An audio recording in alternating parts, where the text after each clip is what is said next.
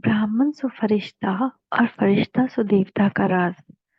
सभी आत्माओं को कल्पांत में शरीर छोड़कर परम धाम जाने के लिए सूक्ष्म तन से तो पार करना ही पड़ता है। परंतु जो ब्राह्मण बनते हैं उनको सूक्ष्म तन का ज्ञान होता है।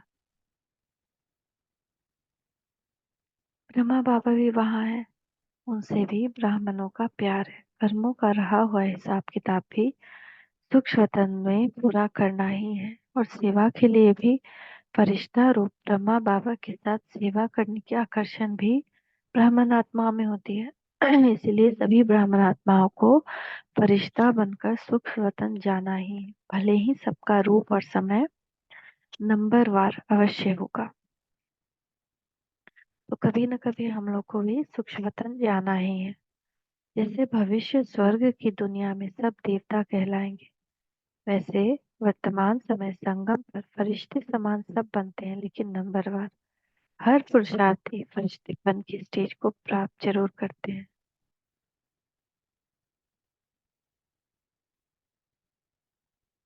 अव्यक्त बाप दादा 7 फरवरी 1976। अगर सर्व रिश्ते एक के साथ हैं तो सहज और सदा फरिश्ते हैं। एक ही रास्ता, एक ही रिश्ता, तो फिर फरिश्ता बन ही जाएंगे।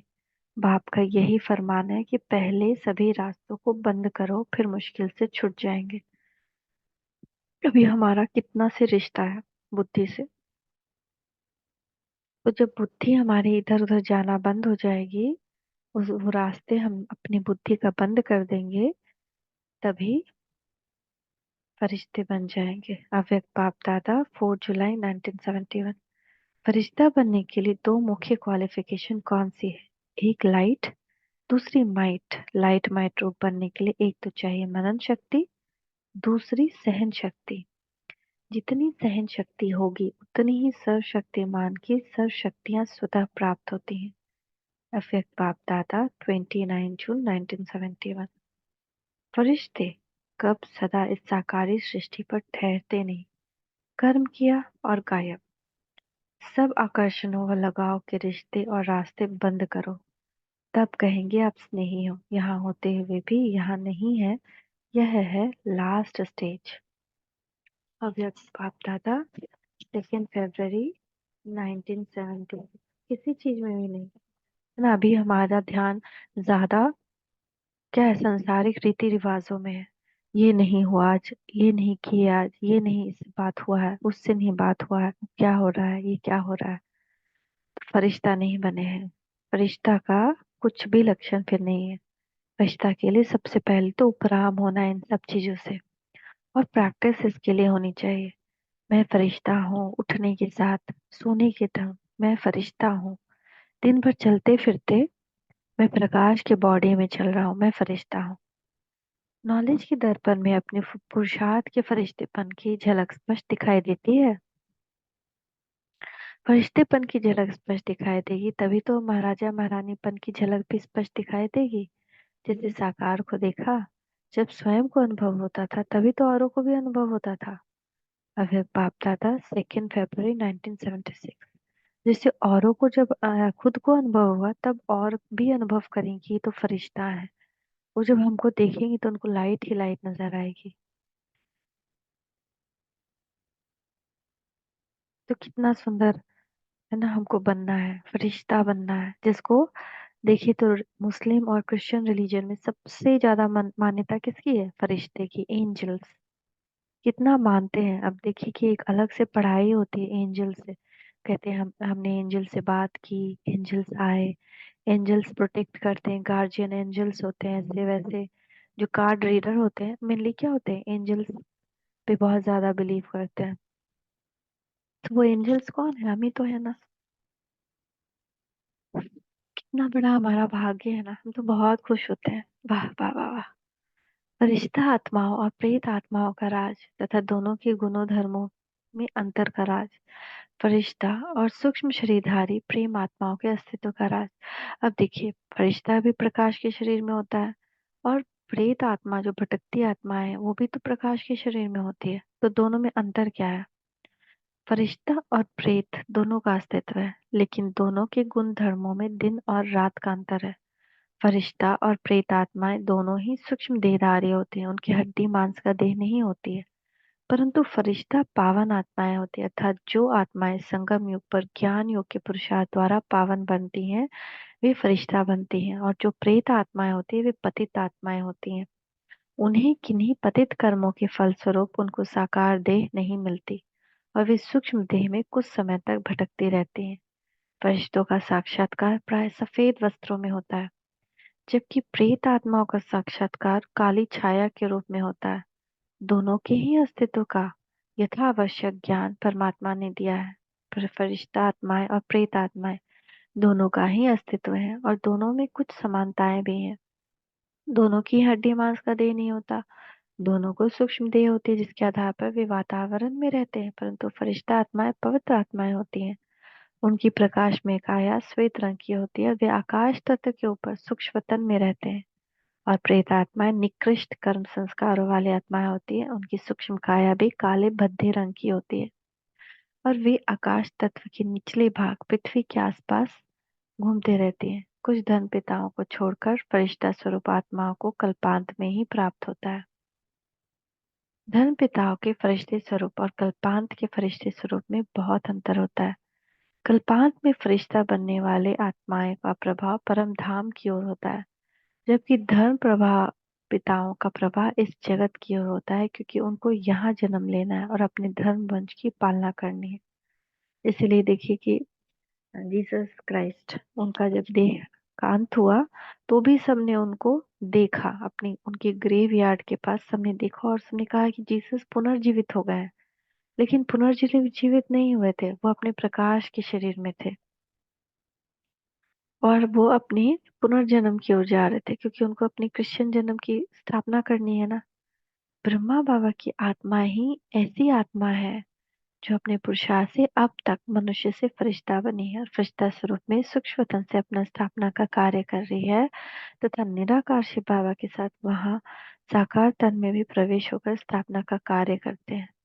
कहावत है ना, फरिश्तों के पांव पृथ्वी पर नहीं होते, तो अभी ये बुद्धि पृथ्वी अर्थात प्रकृति के आकर्षण से परे हो जाएगी, फिर कोई भी चीज नीचे नहीं ला सकती। अव्यक्त बाप दादा, 1 नवंबर 1970। भूत प्रेत आत्माओं का अस्तित्व है और वे सूक्ष्म शरीर के साथ अपना काम करते, परंतु हमको उनसे भयभीत नहीं होना, क्योंकि बाबा ने सत्य का ज्ञान दिया है कि जीवात्मा अपना आप ही मित्र है और आप ही अपना शत्रु है। कोई भी आत्मा बिना किसी हिसाब किताब के किसी को दुख या सुख नहीं दे सकती। हर आत्मा के सुख दुख उसके कर्म पर आधारित है।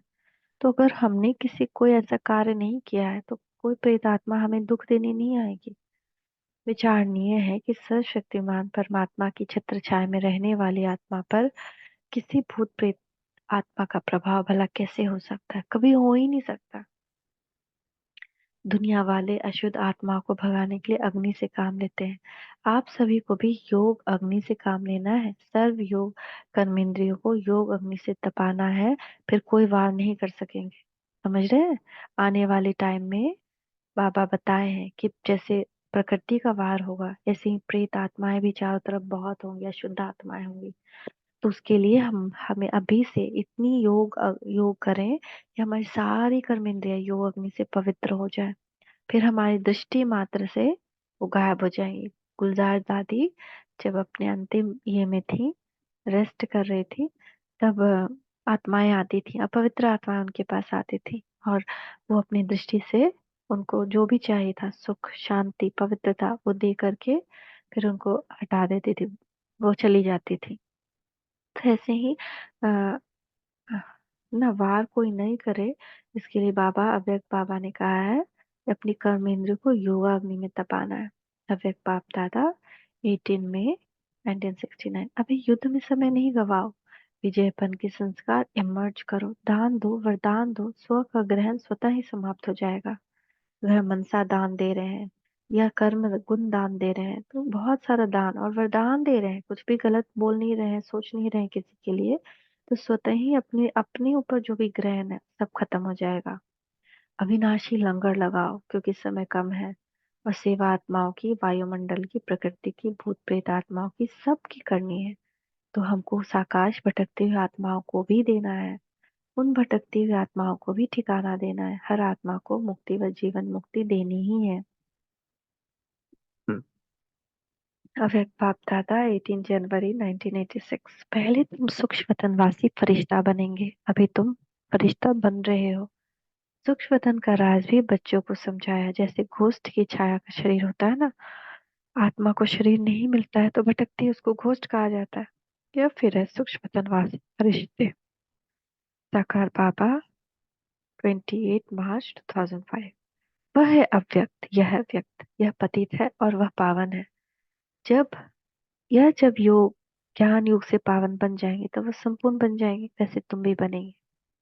सूक्ष्म वतन है ही फरिश्तों की दुनिया। वह हड्डी मांस नहीं होता, वहाँ सूक्ष्म शरीर होते हैं सफेद।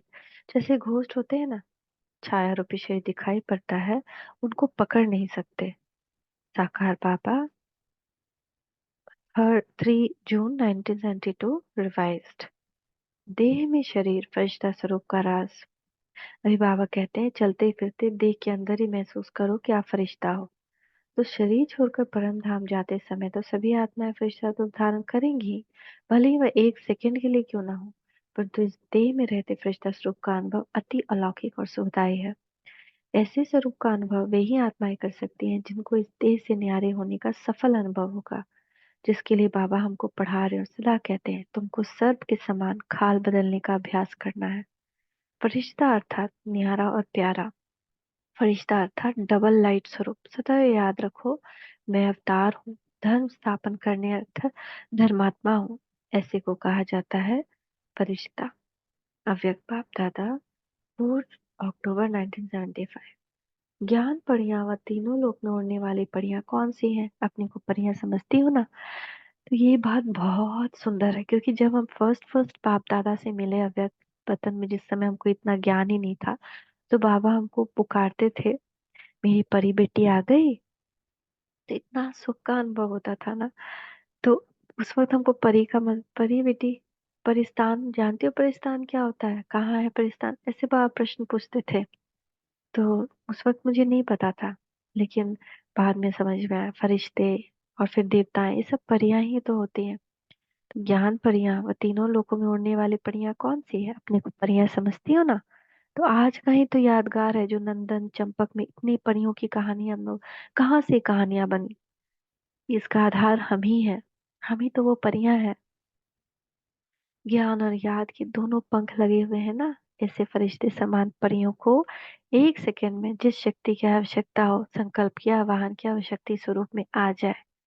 अब एक बाप दादा 30 जनवरी 1975। अभी रहे हुए थोड़े समय में निरंतर योगी, निरंतर सेवाधारी, निरंतर साक्षात्कार स्वरूप, निरंतर साक्षात बाप इस विधि से सिद्धि प्राप्त करेंगे। अभी चलते चलते इसी फिर अनुभव में रहो, चलो कि मैं फरिश्ता सुदेवता हूँ। दूसरों को भी आपकी समझ स्मृति से आपका फरिश्ता रूप व देवी देवता रूप ही दिखाई देगा।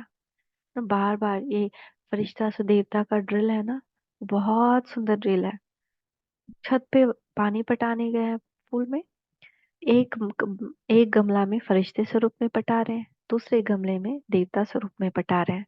हम सतयुग में हैं और अपने गार्डन में पानी दे रहे हैं, फरिश्ता है।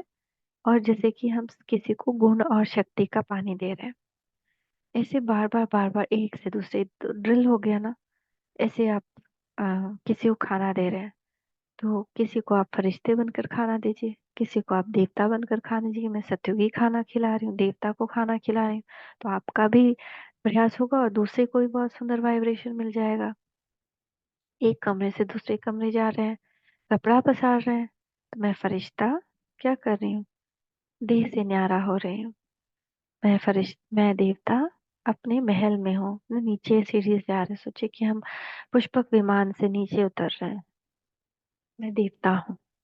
तो ऐसे ऐसे बार बार विजुअलाइजेशन करने से ही, चलते फिरते जब ये प्रैक्टिस करेंगे तो दूसरों को भी, हमको भी ये दिखाई देने लगेगा कि मैं देवता हूँ, फरिश्ता हूँ, और दूसरों को भी दिखाई देगा।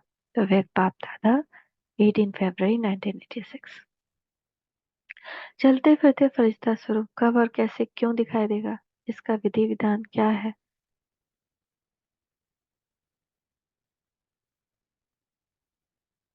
तो ये क्वेश्चन है। तो चलते फिरते फरिश्ता, इसके लिए मुरली हम लोग उस दिन पढ़े थे ना, बाबा क्या बोले थे? अपने आप को लाइट के कार में देखो। अपने आप को लाइट के कार में देखने से तुम्हारा वो फरिश्ता स्वरूप बाहर आता जाएगा और सबको वही दिखाई देगा। चलते फिरते स्वयं को प्रकाश ही प्रकाश देखो। कल पढ़ेंगे विल सोल्स और उनके प्रभाव का राज। ओम शांति। ओम शांति। ओम